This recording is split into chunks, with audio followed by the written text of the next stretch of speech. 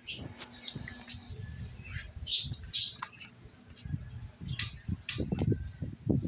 guys, ito naman tayo sa ating bagong tutorial at turuan ko kayo paano ang pagtatanggal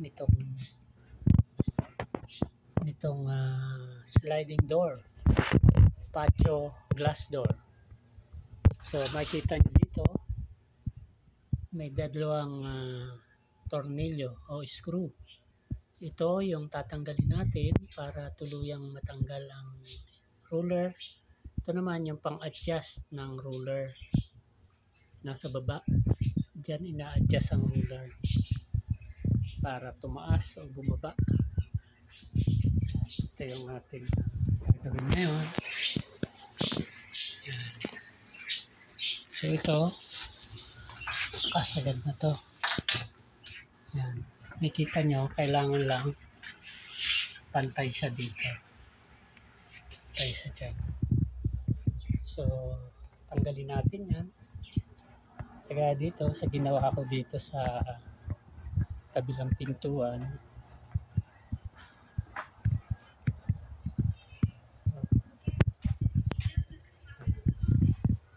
tinanggal na namin pintuan dyan kasi umaangat na. Mahigpit na ang pagkakaano. Ngayon, pag gagawa tayo niyan, kailangan natin ng screwdriver. Saka ng flat screw, pang pry o pang tanggal. At saka ng ganun lang. At huwag kalimutang gumamit ng gloves.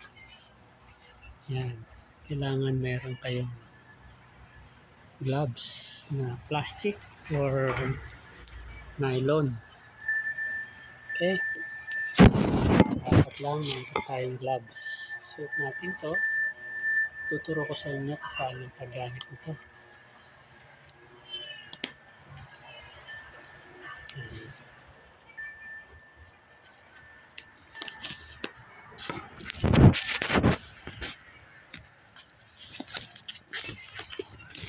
Ito ang aking project ngayon.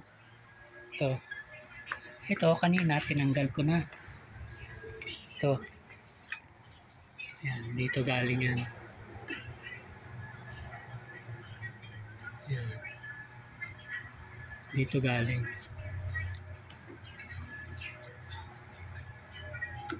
So, nakaganyan yung kanina. Yan.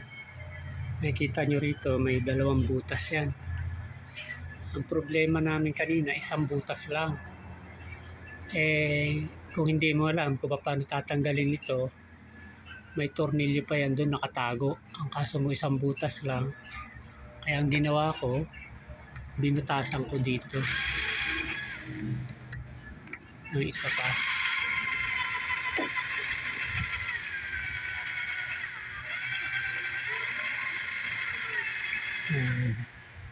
Para makita ko ngayon yung isang tornilyo. Kasi kailangan tanggalin yun para ito mahugot. Ito. Yan. Kasi nakatornilyo siya dito sa butas na yan. Itong isa pang adjust. Yan. So, nung matanggal ko na yung tornilyo, ayan, natanggal na. Ito yan. Dito yan.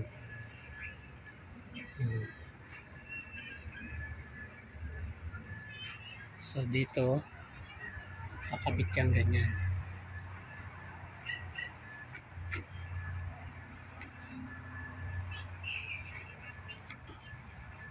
Yan, kanina, katornilyo yan dyan.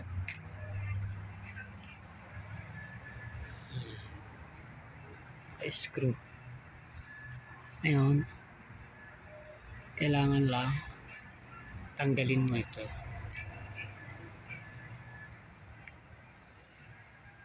Pag natanggal na yan, pwede mo nang hugutin itong yung roller. Yan. all the way. Yan. So, ngayon, susunod natin, ibabalik naman natin ngayon. Ibabalik naman itong or ikakabit natin yung bago. Yung bago na. Ito ngayon yung bago. Ang problema nito, medyo maliit ng konti yung roller niya. Mas malaki yung luma. Yan. Pero magkasing haba. Kaya walang problema. Kasing haba yung maliit lang yung roller. So, ang gagawin natin ngayon, saka ito dapat magkasing lapad yung roller. Magkasing lapad naman siya. Kaya walang problema. Testingin natin kung swax dun sa pinaka-release niya to. Kasi yung release niya dapat sakto siya dito. Ayan. Ayan, sakto naman yata. Sakto naman siya. Ito yung lumang roller. Lumang truck. Lilinisin pa kasi ang dumi. Ito yung lumang tinanggal ko doon na truck. Roller truck. Kailangan yung dito yan. So, papalitan natin. Palit natin itong bago dito.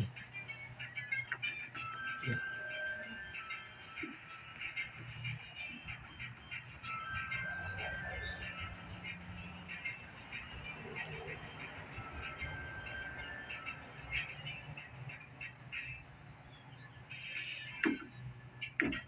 Sa'yo lang. Kung may rubber mallet kayo, pwedeng pukpukin to ng rubber mallet. Pero kaya na yan ng kamay. Yan.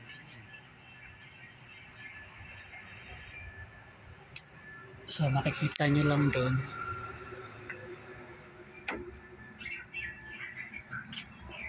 Yan yung butas na yan. Dapat na ipasok nyo na itong kamera.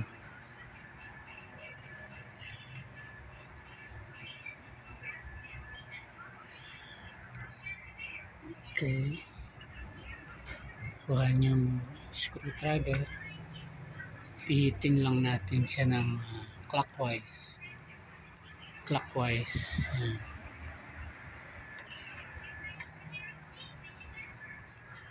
Para humigpit siya.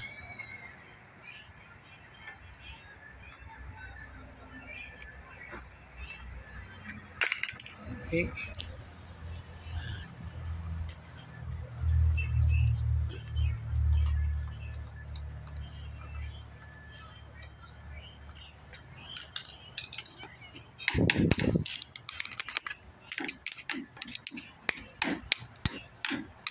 Yan. Yan.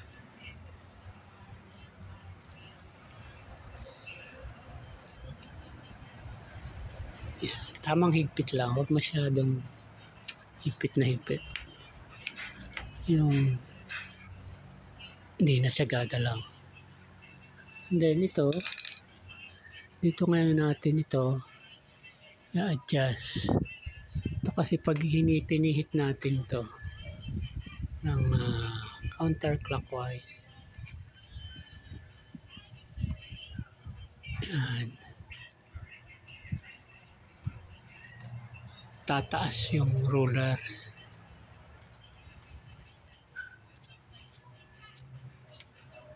Aangat siya. Yan. Angat.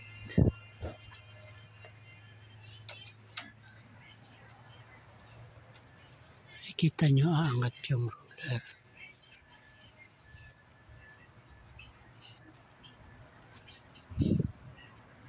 Yan.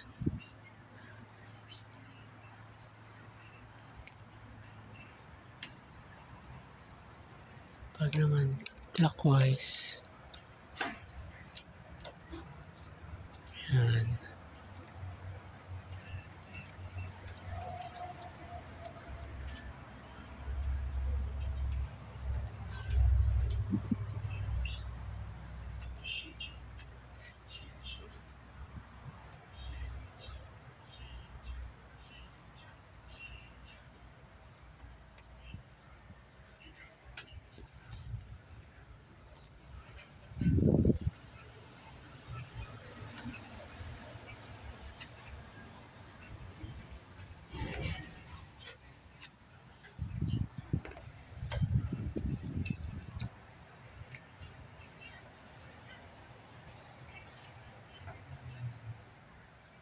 Maliit yung ano.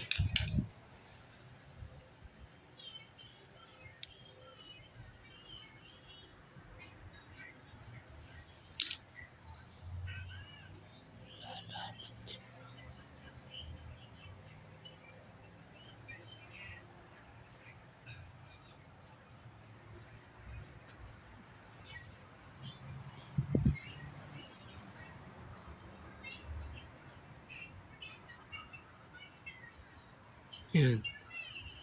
So, ibabalik na ito doon. Ba't nakakabit ng ganyan? Halaga lang. Shoot lang siya.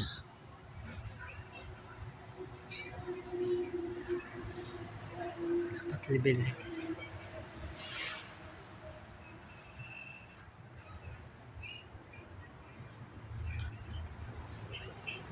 Ano ang titignan doon? Dapat level siya. Kumbaga, pagtama dito ng ruler, sakto lang. Ito yung ruler. Sakto lang siya. Okay. Oh, tapos na, bay. Tapos na. Kakabit na lang. Okay, bye-bye. Subscribe na kung di ka pa nakasubscribe sa aking channel. Click like, subscribe, and click all like para lagi kang updated sa aking mga video. Bye-bye.